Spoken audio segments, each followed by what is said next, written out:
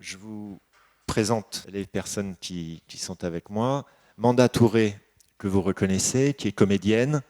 Et peut-être que certains d'entre vous avaient vu Manda dans un court-métrage que nous avions diffusé en 2014, qui s'appelle Aïssa, de Clément Tréhin-Lalanne, et qui était un court-métrage d'une petite dizaine de minutes, et qui nous racontait l'histoire d'une jeune fille, jeune femme, qui voilà, était dans l'obligation de passer des tests osseux pour voilà, déterminer son âge auprès des autorités françaises. Et elle venait de, je ne sais plus quel pays d'Afrique, mais c'était, nous avions découvert, nous, dans ce film de Clément. Carole Garapi, qui est la réalisatrice, Dalila Djebar, qui est l'enseignante, qui a suivi tout le projet d'écriture des jeunes de première du lycée Clément Marot à Cahors, première en ASSP, aide soins, service à la personne. Voilà.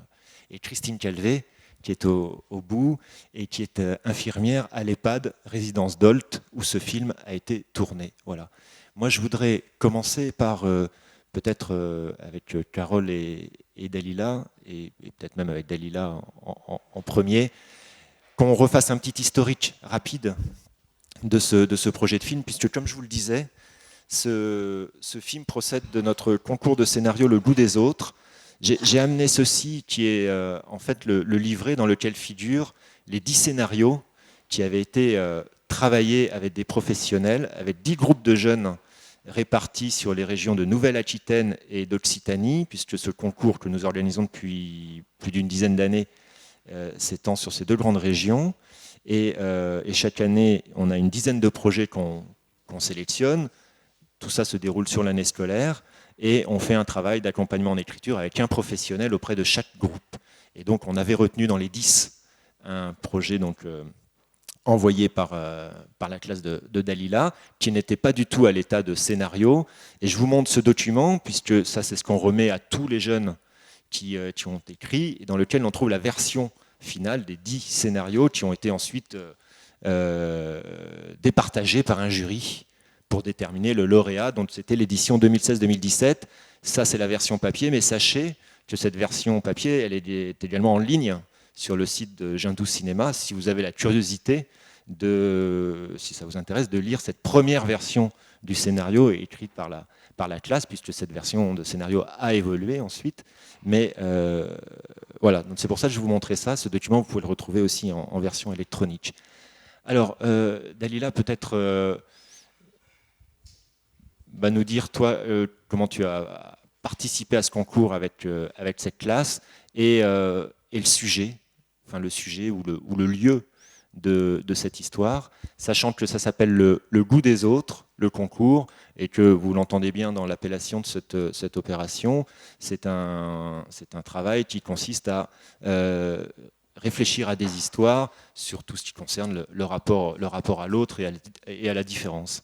Dalila, est-ce que tu veux bien commencer sur la motivation que vous aviez et puis ensuite, précisément, pourquoi cette histoire, comment ça s'est élaboré? Alors moi je suis enseignante en français, en histoire géo, et j'avais en charge cette année-là donc des premières en ASSP, aide soins et services à la personne, donc des élèves, majoritairement des filles et quelques garçons, qui se destinent à devenir AS, infirmières, éducateurs, voilà, donc toutes les branches liées au métier qui se rapproche de l'humain, du social. Donc je vais faire un projet comme je fais tous les ans avec mes élèves. Et là, les élèves, en les interrogeant, avaient à cœur de montrer leur quotidien lors de leur stage professionnel en cours d'année, dans les EHPAD ou les hôpitaux. Donc on a rédigé des histoires par groupe, toutes les difficultés rencontrées, tous les moments de bonheur, les moments de tristesse, qui n'étaient pas romancés au départ, mais c'était très très long. Et je suis tombée donc sur ma messagerie professionnelle, sur ce concours. Et je me suis dit, tiens, ça colle parfaitement à l'histoire qu'ont rédigée les jeunes, l'histoire de départ donc, ça se passe dans une EHPAD. Et donc de manière en une semaine, hein, même pas, on a rédigé ce petit résumé. On a eu, je crois, 1 heure et demie. Je leur ai dit, bon, mais si ça vient de vous, si vous le rédigez, j'envoie. Si vous êtes motivé, j'envoie. Sinon, on n'envoie pas, on ne fait pas de concours. C'est la première fois que je faisais un concours, en fait, parce que c'est pas du tout dans mes habitudes. Et on a reçu donc donc j'ai reçu le retour de Jindou Cinéma, donc de Sébastien, et nous avons été... Vous avez été retenu, je pense qu'il y a dû y avoir 130, 135 peut-être propositions qui nous ont été envoyées. Voilà. Donc j'étais assez époustouflée, je me suis dit, ah ben mince, on a fait ça comme ça, parce que vraiment, du début jusqu'à la fin, on est dans une dimension de légèreté, de plaisir, on a vraiment beaucoup ri, il y a eu des engueulots aussi, et donc, mais vraiment, on a vraiment pris ça à la légère, et quand tu nous as appelés pour nous dire qu'il y avait une tripotée de scénarios, on s'est dit, ah ben mince, il va falloir qu'on redevienne un peu sérieux, là c'est sérieux. Et évidemment, donc Carole est venue nous aider, et elle a repris tout le travail parce que c'était vraiment très très long, et donc elle nous a expliqué comment on rédigeait un scénario, parce que je suis vraiment novice, hein. Moi j'étais plutôt dans le théâtre, les romans photos pour tout ce qui était sujet sérieux, mais alors le cinéma, on aime beaucoup le cinéma, là je connaissais rien du tout, donc Carole nous a accompagnés. Alors Carole, en respectant... Voilà, c'est-à-dire que, juste pour que vous compreniez bien, c'est-à-dire que nous, Jindou Cinéma, à partir du moment où vous avez retenu, on a fait appel à Carole qui est l'Autoise, donc à proximité, donc pour intervenir auprès de vous pendant plusieurs mois. Peut-être que Carole, tu peux enchaîner peut-être par rapport à au travail que tu as fait d'écriture, de rédaction de scénarios, ce qui t'a intéressé dans cette histoire, si t'a intéressé dans ce travail avec les jeunes, en précisant, oui, je ne l'ai pas dit, les jeunes, ils ne sont pas là parce qu'ils ont plein d'obligations respectives, peut-être que vous pouvez le dire. Ils travaillent... Ils ont passé leur bac là, cette année, et donc ils sont tous par Mont et par Vaux, hein, personne quasiment ne reste à Cahors, ils sont en recherche d'appartements, soit à Toulouse, Montpellier, ou voire plus loin, donc ils sont de tout cœur avec nous, ils auraient voulu être là pour présenter un peu leur ressenti et présenter cette aventure, mais bon, c'est pas possible. Moi, quand je suis arrivée, je suis tombée sur cette classe de 30 élèves qui avait à peu près 10 propositions d'histoire, qui étaient toutes intéressantes. Et ce qui était intéressant, c'est qu'ils étaient partis de leurs expériences dans la réalité, sur le terrain de leur stage, et qu'à partir de là, ils essayaient de relever des anecdotes qu'ils pouvaient développer en fiction. Hein, donc moi, ma présence là, c'était peut-être de faire un peu le tri, parce qu'on ne pouvait pas tout traiter, et de voir comment certains personnages pouvaient peut-être être doublons, comment réduire une histoire, trouver une trame plus sobre, avec toujours dans l'esprit éventuellement de le tourner, hein, ce scénario, donc quelque chose qui réponde à des critères quand même de production, de faisabilité, et une trame narrative simplifier entre guillemets, mais en tout cas de réduire cette ribambelle de personnages et d'essayer de trouver une proposition concentrée dans la relation entre deux personnages. Hein, les deux personnages qu'on retrouve dans le film, Virginie qui est interprétée par Manda, et cette dame un peu rêche, hein, qui est présente déjà dès le scénario, et qui est donc un personnage de fiction. Quoique, hein, à voir à certains moments. Et cette première version s'appelait La recette du partage. Oui, La recette du partage. C'est devenu Ces petits riens. Donc, quand on a obtenu le fait de pouvoir réaliser ce film, je vais vite, mais ce film, finalement, n'avait pas été lauréat du concours. Mais quand même, on a eu l'opportunité d'un soutien, notamment dans le cadre du programme Culture Santé, avec l'Agence régionale de santé et la DRAC, une aide aussi de la DILCRA, qui est la délégation interministérielle à la lutte contre le racisme et l'antisémitisme. Et je dis ça pour rappeler aussi les enjeux qu'il y a dans cette histoire. Et ça nous a permis, finalement, de quand même faire ce film, parce que c'est vrai que nous, du point de vue de Jindou Cinéma, on a 10 groupes de jeunes qui viennent de partout avec un projet de film sous la forme d'un scénario. Un scénario, c'est pas destiné à rester dans un tiroir. Donc c'est vrai que c'est très frustrant pour ceux qui ne gagnent pas, entre guillemets. Et nous, on fait tout ce qu'on peut aussi pour les conseiller. Bon, et puis là, on a pu prendre en charge et avoir une aide pour mettre en place le projet de film. Carole, toi, tu as réécrit un petit peu. Oui, avec l'accord et voilà, je soumettais quand même les propositions aux élèves et puis bon, c'est vrai qu'ils m'ont fait confiance et je les en remercie. Mais j'ai réécrit à partir dès lors qu'on a trouvé l'EHPAD et que je me suis rendue sur les lieux, hein, forcément. Alors, peut-être, donc on a contacté l'EHPAD de la résidence Dolt à Cahors. Peut-être que Christine Calvé, qui est infirmière dans l'établissement, peut-être que vous pouvez nous redire un tout petit peu le profil de cet établissement. C'est 2 bâtiments où il y a 140 personnes âgées, avec une centaine d'agents qui travaillent à l'intérieur. Oui, enfin, donc vous n'avez pas vu tout le secteur, vous êtes resté dans le secteur classique. Pardon.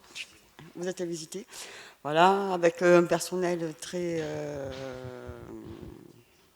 différent, qui viennent d'origines aussi très différentes. C'est assez drôle parce que ça collait bien à votre histoire sur le principe, parce que ce que vous avez raconté, ça a été vécu assez souvent. Et voilà, et puis le projet de film est arrivé. Alors comment il a été réceptionné ce projet avant qu'il devienne un film? Quand la proposition est arrivée, pour être très honnête, il y a eu 2 clivages importants. Ceux qui étaient d'accord en disant ça fera connaître l'EHPAD sous un autre jour, on ne verra pas, on ne dira pas que c'est toujours un mouroir, que c'est toujours ce qu'on reproche aux EHPAD, que des vieux qui s'entassent et qui attendent de la mort. Globalement, c'est ce qu'on entend dans la rue. Et qui ont dit ce serait bien qu'on voie autre chose. Et ceux qui ont dit pas question, c'est du voyeurisme, c'est pas bien, il ne faut pas que les caméras rentrent, etc. Ouais, puis finalement, les caméras sont rentrées. Peut-être pas toujours facile. Je ne sais pas, pour le tournage, parce que nous, on n'est pas habitués, donc on passe, franchement, je pense qu'on les a souvent embêtés, sans s'en rendre compte d'ailleurs. Mais bon, ça s'est fait. Et puis après, je pense que par contre, les résidents sont très contents de votre présence et du film ils attendent de le voir. Alors, avant de vous laisser le micro, on va dire en quelques mots, très vite, le travail concrètement du film, parce que c'est vrai que finalement donc, le scénario date de quasiment 1 an, la réécriture de Carole, mais ensuite le tournage, même le contact avec l'EHPAD, c'était cet hiver. On a tourné au printemps, entre le mois d'avril et le mois de mai. Carole, en quelques mots, est-ce que tu peux nous dire un petit peu, parce qu'il y a un travail de repérage, et tout ça, tu l'as mené dans un temps très court, Oui. Conformément aux moyens que nous avions. Oui, mais bon, ça s'est fait aussi, ça s'est fait bien, sans se sentir pressé. Donc j'y suis allée et j'ai proposé des ateliers d'écriture avec les résidents, enfin, puisqu'on les appelle les résidents, donc avec ces personnes que je rencontrais pour la première fois.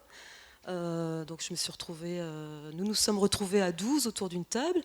Les personnes qui ne pouvaient pas écrire ou qui ne pouvaient pas tenir un stylo étaient accompagnées par excusez-moi pour le micro, j'entends que c'est pas très agréable, étaient accompagnées par un personnel soignant, parfois par moi-même. Et l'idée, c'était à la fois de faire connaissance déjà, et peut-être aussi de recueillir une parole qui permettrait d'adapter le scénario de fiction. Et voilà, et lors de ces ateliers, je ne savais pas trop à quoi m'attendre, en fait, c'était un peu un pari. Et il y a des choses qui se sont dites, mais simplement bouleversantes, enfin, tellement inattendues, notamment la parole de ce monsieur qu'on voit à 2 reprises. Et voilà, ça c'est quelque chose qui en plus cassait un de mes premiers préjugés, à savoir comment imaginer qu'on puisse vivre en EHPAD en se sentant au paradis. Voilà, donc ça c'était déjà, je me suis dit, bon, ça commence bien, je vais abattre quelques murs là. Et voilà, il y a eu des mots qui ont été lâchés, des fois pas grand-chose, mais le deuxième rendez-vous d'atelier d'écriture, eh bien, il y avait des personnes étaient toujours là. Et puis c'était prise au jeu aussi d'essayer de faire marcher. Alors c'est pas ambitieux. Puis moi j'avais quand même derrière en tête l'idée du scénario, de nourrir le scénario. Mais voilà, de s'accorder un moment d'imagination, aussi de se laisser aller là-dedans. Et ce qui n'était pas gagné au départ. Voilà, donc ça a permis de nourrir après des situations qu'on a essayé de provoquer pendant le tournage. Et alors Manda, quand tu as réceptionné ce scénario, tu as accepté tout de suite d'y participer, je crois. Oui. Donc, comment était ton ressenti à la lecture de ce scénario? Je l'ai trouvé assez touchant, pour dire vrai. En fait, je l'ai trouvé simple et c'est ça ce qui m'a plu, parce que je savais que ça allait être un petit peu un challenge. Je savais qu'on avait un scénario à partir duquel on aurait peut-être... à partir duquel on allait peut-être improviser, parce que j'allais pas jouer avec des comédiens et qu'il fallait respecter quand même, premièrement, avant toute chose, les personnes en face de nous. Donc c'était un challenge pour moi, pour nous tous, je crois. C'est un challenge, et aussi, je pense, pour les résidents qui nous ont accueillis. Ça devait quand même leur faire quelque chose. Donc c'est ce qui m'a plu.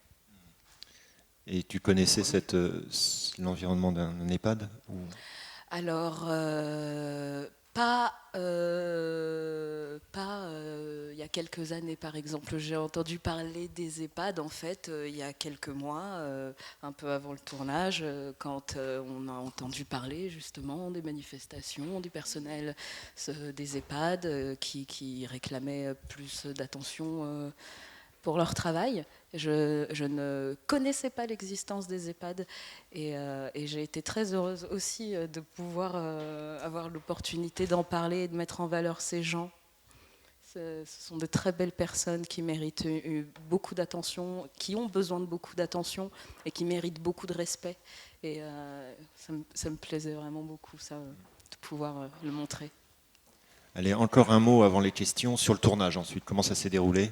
Si vous pouvez en parler. Je sais que Carole, Manda, les jeunes aussi ont participé à ce tournage parce que c'est aussi l'esprit. Ils ont écrit le scénario. On s'engage à réaliser le film avec eux. Alors moi, effectivement, je pense que j'ai été celle qui les a le moins côtoyés du coup, les jeunes. J'en ai rencontré quelques-uns, mais au moment où on a tourné, les examens approchaient déjà à grands pas, donc c'était très compliqué déjà pour eux. Donc j'ai surtout évolué avec le personnel soignant, les résidents et l'équipe. Ça s'est très bien passé. Ça s'est très bien passé. Voilà. Carole, pour nous dire concrètement combien de jours, un petit peu l'organisation. Le tournage s'est déroulé sur 5 jours. Une première journée sans Manda. On était trois dans l'équipe technique, assistés aussi de temps en temps par des jeunes que j'ai pas vus là. Ils sont dans leur ah oui, si, un petit qui peu travaillent par à Jindou, mais je l'équipe les ai de pas vus. Jindou, oui. D'accord. Et donc il y avait preneur de son, Philippe, qui est là-bas, Daniel, qui est en train de filmer la tchatch à l'image, et puis moi, la réalisation. Donc on a commencé un petit peu à tourner des ambiances, hein, à mettre en scène aussi quelques situations, à tâter le terrain, de voir comment l'équipe allait pouvoir s'intégrer, à suivre du personnel soignant, à voir si on arrivait à s'oublier les uns les autres ou au contraire à se voir, mais justement à tenir compte de la présence des uns des autres. Donc globalement, moi, je trouve que ça s'est quand même super bien passé, hein. Vous aviez l'air d'émettre des craintes comme ça, mais voilà, après c'est normal, une équipe il y a une caméra qui débarque qui est quand même assez conséquente, même si on n'est que 3, une perche, voilà, après ça se joue un peu au feeling avec les personnes, hein. Il y a des gens qui vont tout de suite se prêter, mais avec une aisance. Je pense notamment à Sabrina, une des aides, des animatrices qu'on retrouve dans le film et qui vraiment est d'un naturel et avait plaisir à partager son travail et à nous montrer ce versant de son travail. Et puis il y a eu 3 jours avec Manda sur un long week-end, un week-end du 1er mai qui n'est pas forcément évident puisque c'est surchargé en termes de travail, puisqu'il y a moins de personnel. Donc du coup, voilà, les situations étaient quand même assez contraignantes pour tout le monde. Et puis un dernier jour pour l'aspect un peu plus, pour reprendre pour filmer des scènes un peu plus documentaires entre guillemets. Voilà, en gros comment ça s'est passé.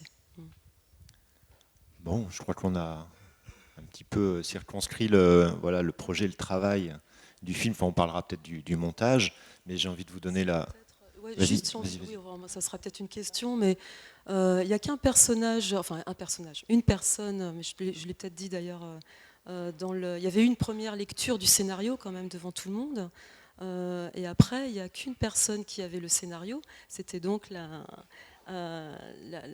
dame avec qui s'intitule Madame Poitou, hein, qui se nomme Madame Poitou dans le scénario, et c'est la seule qui suivait, hein, un scénario. Les autres ont créé des situations, voilà, ou ont filmé tout simplement ce qui était là. Mais l'idée, c'était quand même de ne pas prendre les choses, hein, c'était d'apporter quelque chose qui permette un échange et pas simplement filmer ce qui pourrait sembler aussi pittoresque, hein, quand on arrive de l'extérieur. Et là, ça aurait été le gros malaise quand même. Laisser prendre comme ça. Alors, qu'est-ce que vous en avez pensé, vous, public, de ce film? Merci pour ce film. J'ai trouvé un très beau rendu de ce que j'ai vu pendant quelques années en accompagnant ma mère qui était dans un EHPAD très âgé. Et autant la présence des soignants et particulièrement au niveau des gestes, le contact physique des aides-soignantes et des infirmières avec les personnes pour qui c'est un lien qui devient vital. Voilà, j'ai trouvé un bon rendu, autant des différentes attitudes que peuvent avoir les pensionnaires que de tous les soignants, tout ce qu'on peut constater sur place. Y compris les premiers temps, on est très intimidé de voir des bataillons de chaises roulantes à midi devant la salle de restauration. On se croit au départ des 24 heures du Mans avec des tas de chaises roulantes et on est un petit peu décontenancé par ça. Et c'est un aspect qui apparaît aussi dans ce film. Oui, mais c'est vrai que c'est un choc, parce qu'on se demande, mais vraiment, je vais vous dire, ma question à un moment, c'était, est-ce que tout le monde a réellement besoin, alors c'est dur, hein, ce que je dis comme ça, a besoin d'un fauteuil, mais c'est-à-dire, est-ce qu'il n'y a pas aussi une facilité, entre guillemets, attention, hein, je prends des risques, mais en venant de l'extérieur, pourquoi tout le monde est en fauteuil? Pourquoi est-ce que ça s'impose? Est-ce que c'est vraiment une nécessité, hein? Et je n'ai pas la réponse exactement à ça, parce que je pense que ça implique beaucoup de choses. Mais j'ai pu en parler avec certaines personnes avec qui on a filmé, plus particulièrement. Et oui, bien sûr, hein, les accidents qu'ils venaient de vivre ou qu'ils avaient vécu auparavant, les personnes qu'on a vues et qui jouent dans le film, c'est souvent des suites d'un AVC. Hein, voilà, donc juste j'ai envie de vous passer la parole parce que on parle vous avez évoqué les aides-soignantes, les infirmières, et justement une des premières choses qu'on a faites comme modification dans le scénario suite aux échanges avec le personnel, c'est de transformer le personnage de Virginie jouée par Manda d'aide-soignante en agente de service, parce qu'on ne parle jamais des agents de service et qui sont ceux qui sont peut-être le plus en contact avec la personne parce qu'ils sont directement en contact physique. Je ne sais pas si vous... Comment ? Bah quand même, ils leur donnent à manger, on voit les poignées... c'est des retours que j'ai eu... Attendez, je vous passe le contact n'est pas le même. Les aides-soignants, ils sont vraiment au contact en permanence. C'est des soins d'hygiène, c'est quand même essentiellement eux qui les font manger, etc. Alors que la différence, c'est qu'ils n'ont pas le même relationnel. Les AST, justement, n'ont pas cette obligation, ce besoin de soins, de change. Ils n'ont pas la même vision. Donc, ils sont peut-être plus légers dans leur discours. Ils parlent plus de choses et d'autres, de la pluie, du beau temps. C'est pas la même chose. Ils n'attendent pas la même chose des uns et des autres. Bonjour. Alors déjà, bravo pour ce film. C'était vraiment un très très beau film. Et moi, j'aimerais juste qu'on revienne sur le titre. Parce que du coup, j'avais compris par Ces petits riens que c'était la captation de ce quotidien qui était fait d'une simplicité marquante dans le film, d'une authenticité. Et moi, je voulais savoir, donc, vous, ce que vous entendiez par Ces petits riens, justement. Une certaine ambiguïté. Hein. Ces petits riens, c'était une proposition d'écriture au départ avec les personnes. Je vous parlais d'ateliers menés avec les résidents, enfin à hauteur de 2 seulement, mais il y avait le fameux portrait chinois, si j'étais un animal, si j'étais un paysage, enfin quelque chose qui débloque un petit peu. Et puis il y avait aussi ces petits riens qui font du bien. C'est quoi donc des exemples, et les gens cherchaient des petites choses qui dans leur quotidien leur amenaient un réconfort ou quelque chose dont ils manquaient. C'est comme ça qu'est sorti le mot chaleur humaine qu'on retrouve au Scrabble, la tranche de saucisson de Germaine. Voilà, donc au départ, il y avait ce travail sur ces petits riens, sur ces petits vieux aussi, qu'on a quand on arrive. Voilà, il y a cette ambiguïté, on ne connaît pas les gens. On a un corps qui est parfois complètement contraint, réduit sur son fauteuil, et voilà, il va falloir aller au-devant de la personne qui habite ce corps. Et quand vous parliez de la juxtaposition, quand on arrive dans le hall, de tous ces fauteuils, de tous ces gens qu'on pourrait vite mettre dans une espèce d'anonymat, enfin, un sentiment d'abandon, en tout cas, qui est fort.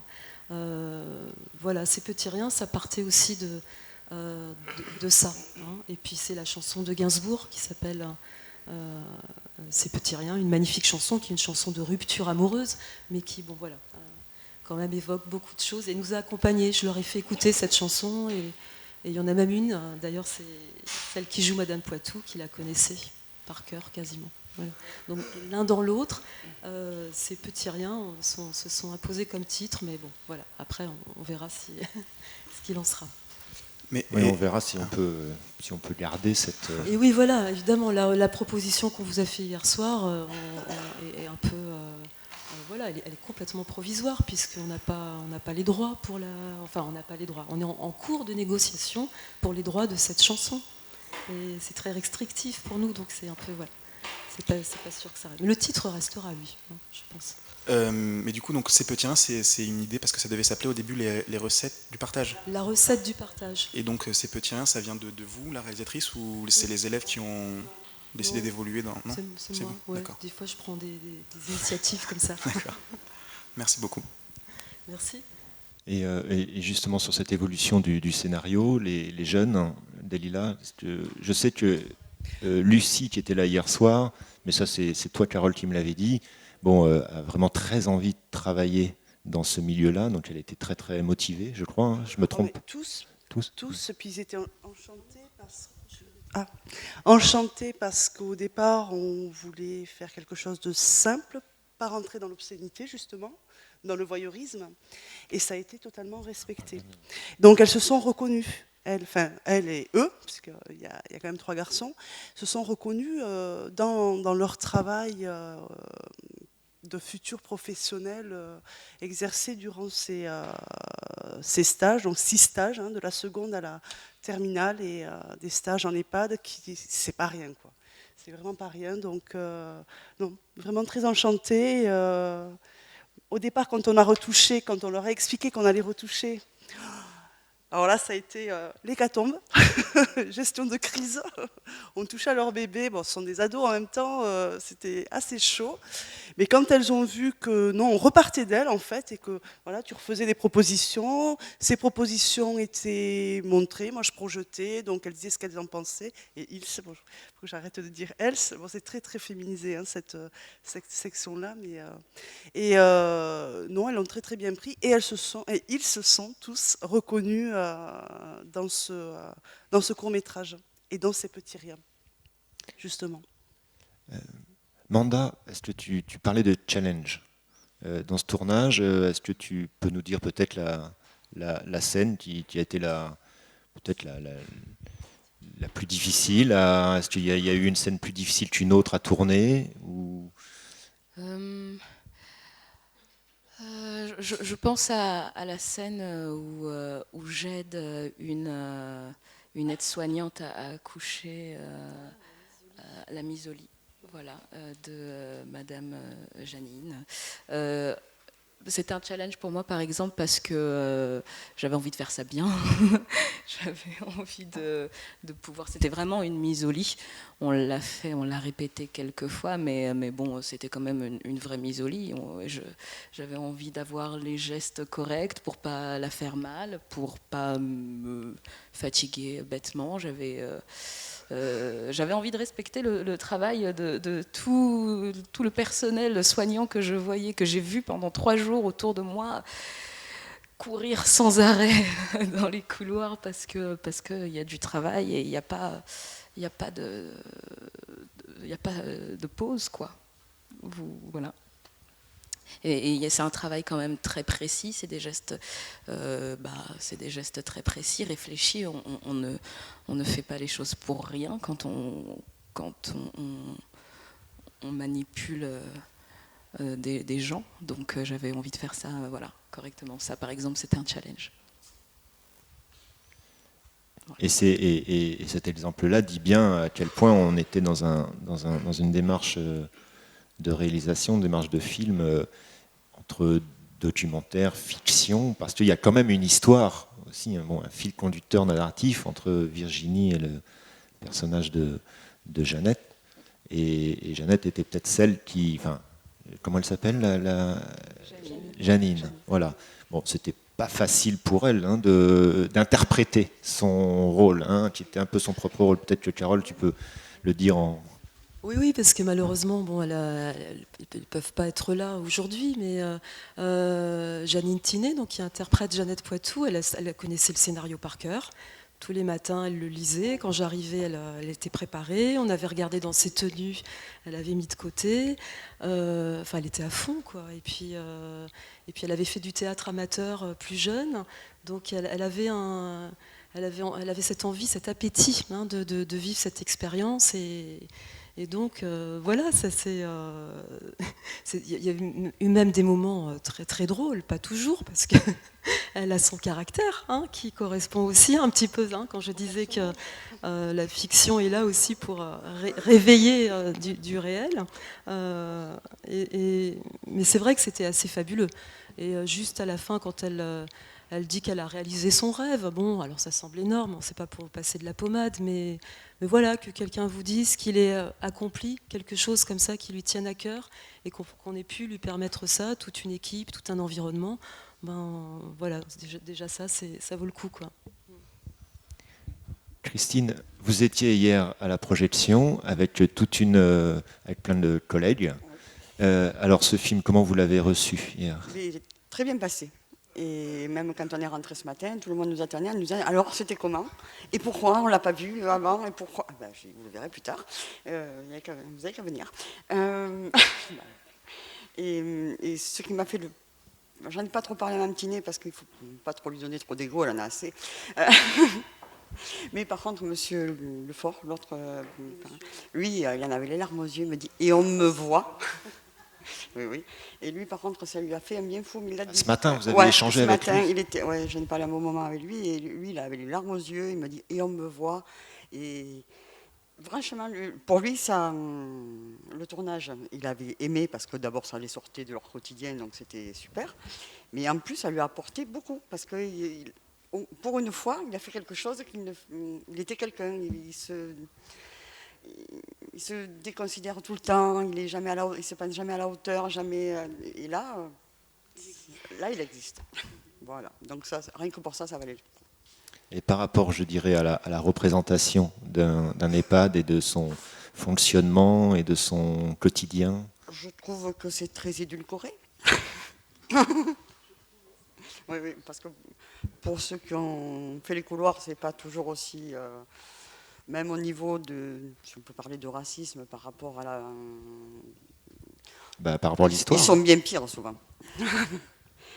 Et ce sont des situations qu'on a à gérer régulièrement, aussi bien qu'avec les stagiaires qu'avec les employés, parce qu'on a des employés effectivement qui viennent de tout pays.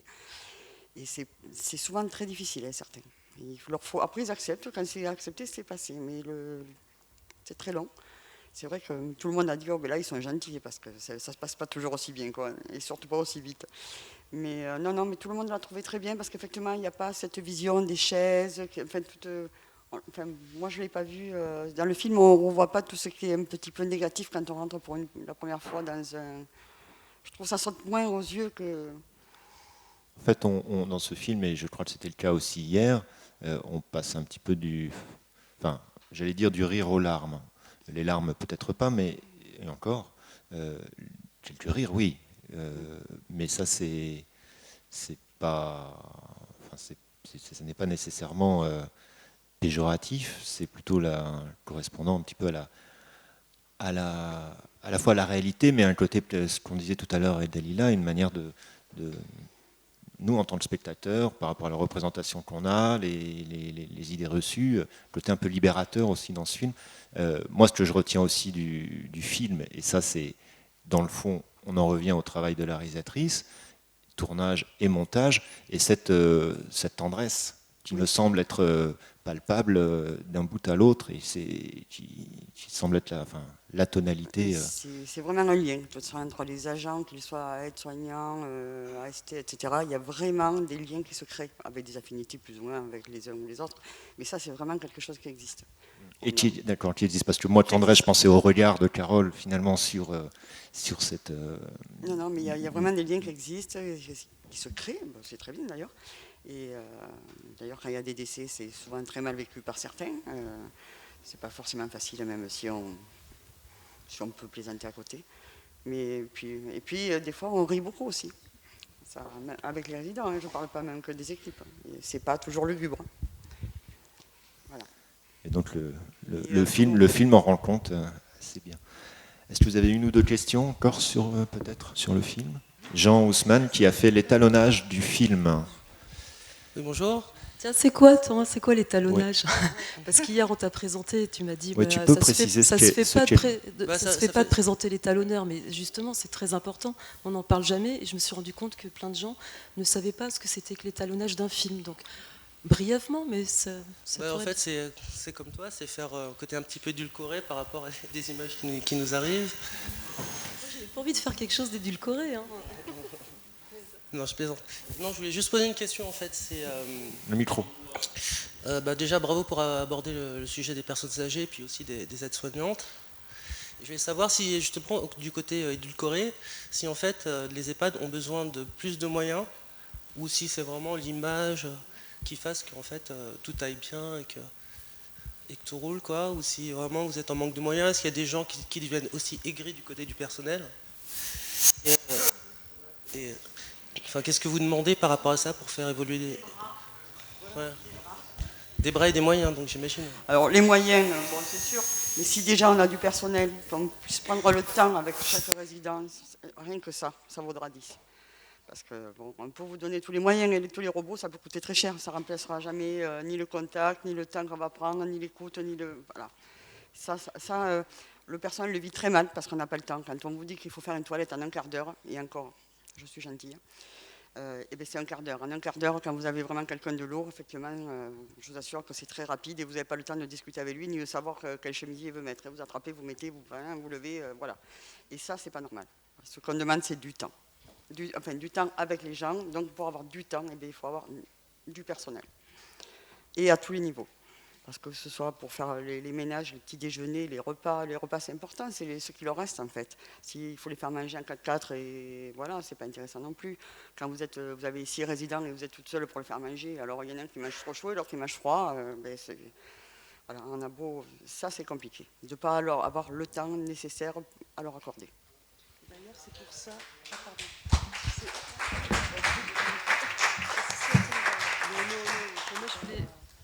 Je te passe le micro, mais c'est vrai qu'il y va de la dignité de tous, quoi. Parce qu'on se rend bien compte en passant 5 jours qu'on a affaire à ce personnel soignant, des personnes qui aimeraient mieux faire leur travail et qui en souffrent et qui vivent des frustrations énormes. Donc non seulement il y a ces personnes âgées qui sont en fin de vie, qui mériteraient autre chose. Hein. Enfin, je ne sais pas, mais voilà, la question que j'avais envie de poser, c'est juste des questions dans le film, mais qui sont un peu d'ordre existentiel, mais aussi, voilà, est-ce qu'une fin de vie doit s'apparenter à un naufrage? Est-ce qu'il n'y a pas, au contraire, à réfléchir pourquoi une fin de vie ne serait pas plutôt un accomplissement ou une réalisation? Bon, après, il y a la maladie, il y a plein de choses, mais il y a aussi quand même une question à se poser ensemble, et vite. Et il y va évidemment aussi de la dignité du personnel, parce que c'est de ne pas aller au bout de sa vocation, de ses envies, de son humanité, de son empathie.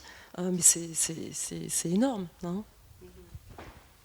D'ailleurs, tu parlais d'empathie, et justement pour rebondir sur ce que tu disais, ouais, effectivement, nous, dans l'éducation nationale, on a bien conscience des difficultés matérielles, de cette vitesse exigée dans les gestes vis-à-vis des résidents, pardon, et qui résistent, parce que moi quand j'ai des retours d'élèves, c'est vraiment une catastrophe. Ils assistent à des crises, à du personnel qui est victime de burn-out, des gens qui n'en peuvent plus, qui sont obligés de remplacer des gens, parce qu'il y a un problème de remplacement aussi, et qui arrivent à saturation avec des gestes vis-à-vis des résidents qu'ils regrettent. Hein, bon, parfois ça va loin, malheureusement. Et donc l'objectif premier du projet, et de tous les projets, en particulier avec cette section-là de ASSP, c'est de travailler l'empathie. Pour que cette empathie qui se construise avec, ils en ont déjà, hein, puisqu'ils se sont orientés vers cette section, mais qui gardent cette empathie-là, qui la cultivent, et afin qu'elle devienne un garde-fou, le jour où ils seront confrontés à cette difficulté-là, cette montée de violence, de fatigue, de limites qu'ils pourront, enfin j'espère qu'ils ne le feront pas, qu'ils pourront un jour franchir, parce qu'il y en a qui le franchissent, malheureusement. Voilà. Bonjour, moi c'est pas une question, c'est un peu un état des lieux, parce qu'il se trouve que je suis l'adjointe en charge des solidarités à la mairie de Cahors, et que je suis complètement en charge de cette question. Donc le conseil départemental et le conseil communautaire du Grand Cahors n'ont pas voté le projet territorial de santé qui était présenté par l'ARS. Parce que sur le territoire, il manque 80 lits pour le sud du Lot. Alors bien sûr, on peut se poser la question, pourquoi il manque 80 lits? Est-ce que ces gens ne sont pas mieux chez eux? On arrive au bout, on a fait une politique jusqu'à présent de maintien à domicile, jusqu'au bout, jusqu'aux limites du possible des personnes âgées dépendantes. La limite, c'est la nuit. Vous voyez, on est allé extrêmement loin. On porte le repas à domicile, on va vous laver à domicile, on va vous faire le ménage à domicile, on va venir vous voir. Mais la nuit, voilà, le salaire de la nuit se paye double, le dimanche triple, voilà. Et les limites sont celles des ressources des gens. Donc on tombe sur cette limite-là et forcément, un jour, à la porte des EHPAD, se présentent des personnes qui sont tout à fait au bout de ce chemin. Ce qui fait qu'on n'a pas géré, là c'est une question politique, on n'a pas géré, pourtant on a de grands cerveaux beaucoup plus hauts, et des grands technocrates et tout ça qui sortent de grandes écoles, mais ils n'ont pas prévu que quand on se présenterait à la porte des EHPAD dans une situation de tout à fait dépendance extrême, ça allait forcément rencontrer la capacité des EHPAD à gérer cette extrême situation de dépendance. Or, rien n'a bougé sur les EHPAD. On a le même nombre de personnel, les mêmes quotas, les mêmes encadrements que dans des situations antérieures. Il faut vous dire aussi que cette situation-là d'arriver au bout du maintien à domicile, elle nous est tombée dessus depuis 18 mois à peu près. Hein, voilà. Depuis 18 mois, les gens qui frappent à notre porte sont dans des situations extrêmes. Je n'irai pas jusqu'à dire qu'il arrive qu'on nous envoie, alors que l'EHPAD est un lieu de vie, des gens qui sont vraiment en fin de vie. Et là, c'est le travail du sanitaire, c'est le travail de l'hôpital. Mais c'est vrai que c'est beaucoup moins cher. C'est même pas cher du tout d'envoyer quelqu'un en tout à fait vivre sa fin de vie en EHPAD, même si ce n'est pas la fonction de l'EHPAD. Voilà, parce que dans les services de l'hôpital, ça coûte beaucoup plus cher. Voilà. Donc on assiste à ce décalement de mission sans bien sûr avoir eu le décalement des moyens. Donc on est un petit peu dans le mur, là, je dois le dire. Donc le conseil départemental n'a pas voté le plan régional de santé parce qu'il nous manque 80 lits, qu'il y a des problèmes de médecins généralistes qui n'ont pas été évoqués. Bref, la situation sanitaire n'est pas brillante et l'avenir n'est pas géré. Voilà. En fait, je pense qu'ils ne l'ont pas voté parce que ce n'était pas géré. Et le Grand Cahors n'a pas voté non plus pour les mêmes raisons. Voilà. Alors, effectivement, il y a un problème politique. Moi, je le pose aussi parce que les gens qui sont en EHPAD aujourd'hui, ce sont eux qui ont mis en place de la sécurité sociale. Ce sont eux qui ont cotisé les premiers. Et ce sont eux qui se trouvent dans cette situation. Et là, moi, je trouve que, au sens de l'éthique, ça me pose question. Vous voyez ce que je veux dire? Voilà. Quand ils pouvaient payer et cotiser, c'était bien. Et aujourd'hui qu'ils ont besoin du retour, voilà. Mais je dirais, moi, messieurs, dames, que c'est l'honneur qui est en jeu quand même là. L'honneur. Personne n'en parle de l'honneur, mais moi je vous parle de l'honneur. Parce que les gens avec qui je travaille en EHPAD, de l'honneur, ils en ont, vous voyez.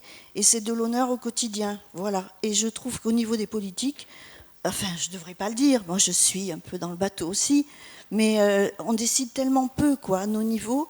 Ça se décide ailleurs, dans les ministères et dans d'autres sphères. Et là, il n'y a pas d'honneur. Je dois le dire, il n'y a pas d'honneur. Voilà. Merci. On va devoir conclure cet échange qui peut se poursuivre au-delà, bien entendu. On va montrer ce film, bien entendu, à l'EHPAD. Qu'est-ce qui est envisagé? Vous le savez peut-être mieux que moi, Carole et Virginie. Oui, c'est ça, Christine. Vous voulez en parler? Il sera présenté le 12 octobre durant la semaine bleue, qui est la semaine où on essaie de leur faire plein de choses sympas qu'ils aiment bien. La semaine bleue, en fait, c'est la semaine qui leur est destinée dans l'année. Ils ont cette semaine-là où on essaie de faire des choses un petit peu particulières. Par exemple, nous, c'est la sortie un petit train à travers Cahors, comme ça ils se promènent, ils aiment bien. Mais on les sort, on les sort tous, quasiment tous. C'est vrai. Voilà. Après, on leur paye des gens qui viennent leur faire de la musique. Ça, c'est quelque chose qu'ils apprécient. Journée cabaret, film, projection. Enfin voilà, tout ce qui peut leur les intéresser encore, on essaie de leur proposer. Et donc on fera cette projection à l'intérieur de l'EHPAD et en présence des jeunes, je l'espère et je le pense. Allez-y. Madame Boyer, voilà, je voulais vous remercier. C'est la première fois que l'on se voit. Nous avons, c'est grâce à vous en fait que nous sommes rentrés dans cet EHPAD et nous avons pu accomplir jusqu'au bout notre projet. On avait mailé et je vous avais jamais rencontré personnellement. On tenait à vous remercier. Ça a été Merci à tous, Manda, Carole, Dalila, Christine, pour votre participation à cet échange.